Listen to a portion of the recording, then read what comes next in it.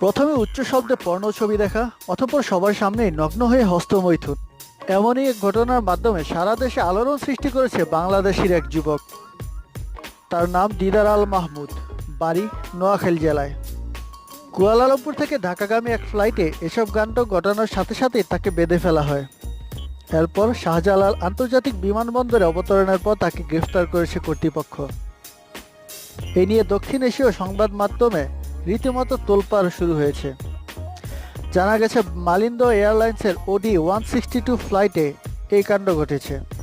দিদার যে শুধু তার সিটে বিবস্ত্র হয়ে বসেছিলেন তাই নয়, তিনি এভাবে হেঁটে বিমানের টয়লেটেও যাতায়াত করেছেন এবং তার সিটে প্রস্রাব করেছেন বলেও অভিযোগ পাওয়া গেছে। বিমানবালারা বাধা দিতে চাইলে তাদের উপর চড়াও হয় সে।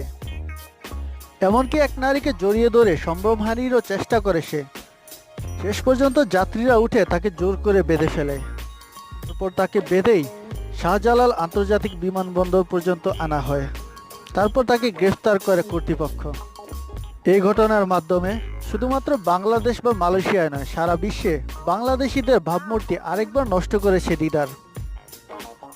এ কারণে তার উপর ক্ষুব্ধ সারা দেশবাসী।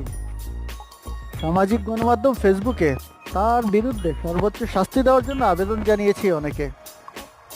দেশ বিদেশের আরও খবর জানতে অনলাইন নিউজকে সাবস্ক্রাইব করুন ও আমাদের সাথেই থাকুন।